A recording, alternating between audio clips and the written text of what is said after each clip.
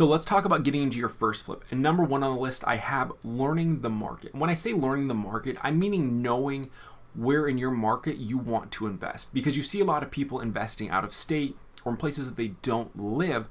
And I think for a beginner that becomes very, very tricky because you don't know the market. So I would suggest investing in the market that you currently live in, because since you live in that area, you know what school districts are better, what areas in the city are better, or in the country or wherever you may live, where areas people are going to want to move into, because it also comes down to location. When you're buying a flip, you want it to be in a location that somebody else is going to want to buy and somebody going to live in. If it's going to be in an area that nobody's going to want to live in, nobody's going to buy that house. So let's say, for example, currently where I live, we have 3 different counties servicing one school district, and the school district we live in is fairly decent, honestly a highly desirable school district. So where I currently live is the lowest tax town in that school district. So if I go one town northeast of me and I can find a flip in that town, I know that if I can get it for a similar price or pay just slightly more than I would in the town that I specifically live in, I can sell it for significantly more,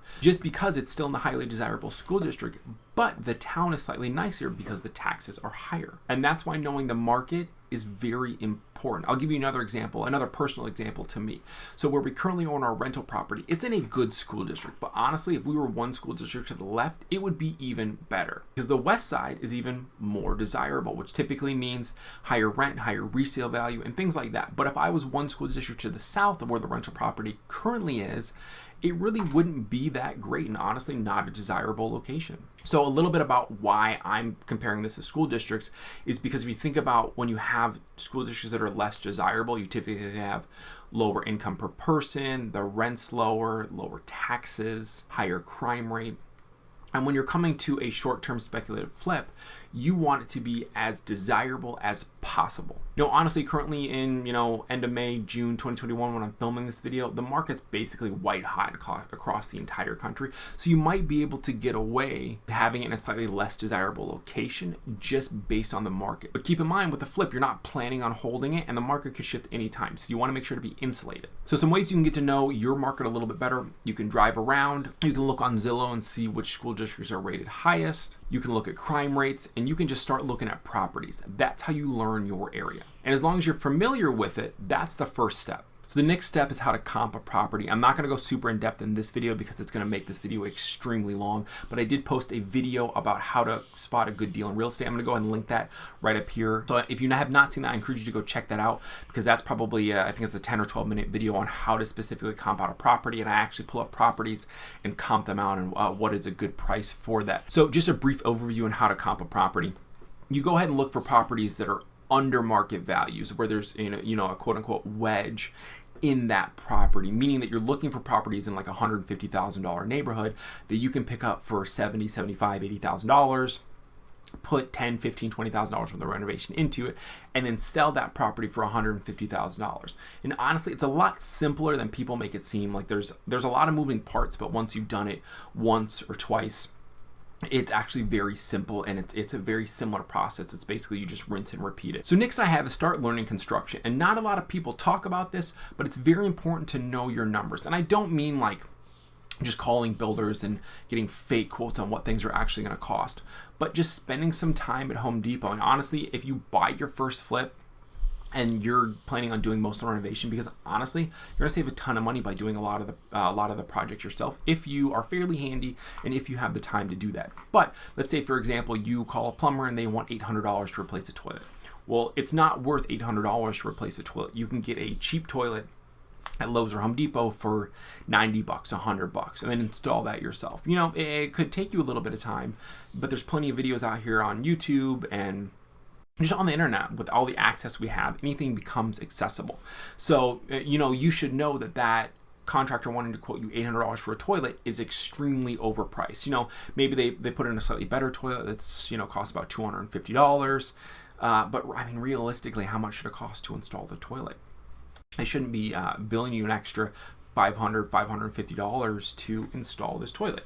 So as long as you know, hey, lights cost this much and electrical costs this much, and I'm going to put in a new receptacle and new light switches, Well, a new receptacle is like $1, and a light switch, if you get the fancy rocker ones, not the toggle up and down, the fancy ones are like $1.50. But how much is your contractor going to charge you if you have them go ahead and do it? So it's important to know your cost of material, because then you can break it down to, I'm paying them X amount for labor, and not just, oh, I have no idea what anything costs, so I'm just going to pay them, and then just hopefully they're giving me a good deal, because that's how you end up not making money. Because let's be honest, you're getting into flipping houses to make money. You're not getting into flipping houses to make other people money and to make contractors money. At the end of the day, you need to see a return on your investment. So next on the list would be to find a mortgage broker. And this is important because they can give you the pre-approval letter before you actually go and start placing your offers on these houses, assuming that you don't have a bunch of cash laying around, you're going to pay cash for all these houses.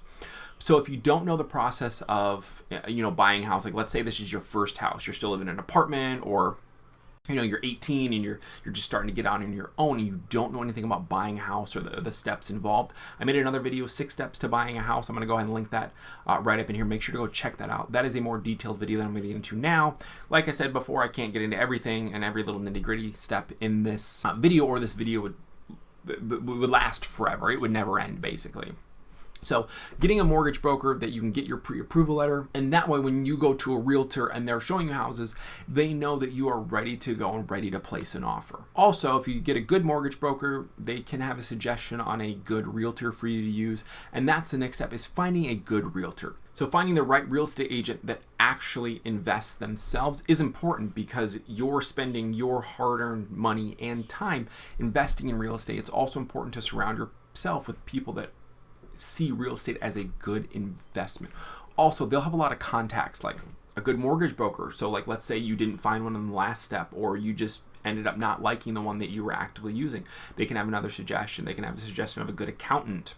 They usually have a good handyman or some construction contacts, which is very, very helpful.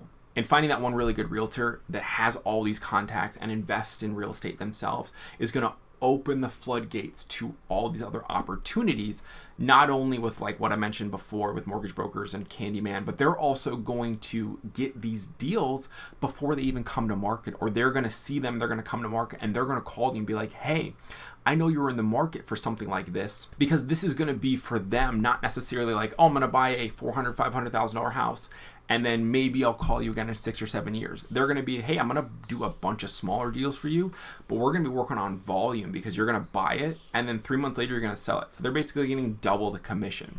And the last step is just to start looking for houses. Your realtor should be able to set up a search for you so that they can notify you anytime something meets your criteria pops up. Also, you can go ahead and start looking for Zillow, like specifically like right now, like today, like during this video. Pop over to Zillow, pop over to Redfin, start hitting up some saved searches, and just start looking for properties. And that's the biggest thing. It's just having boots on the ground and just constantly immersing yourself in the market to figuring out what's a good deal, what's not a good deal. Because after a while, after you've looked at 500, 600 properties, you're going to start to know what's a good deal and what's not a good deal. And keep in mind, the properties that you save that you don't end up buying. So like, let's say you are on Zillow and you hit save or Redfin or whatever platform you're going to use, you can actually go back and look at those properties later after they have sold, and then figure out what they're actually selling for, because that's actually going to tell you what the market is for those flip houses or for those distressed houses. Because let's say something listed $100,000, it sits on the market for 6 months and ends up selling for $70,000. You would never know that if you didn't go back and look. You just saw the market price of $100,000. So really, that's the key in real estate, is just being consistent.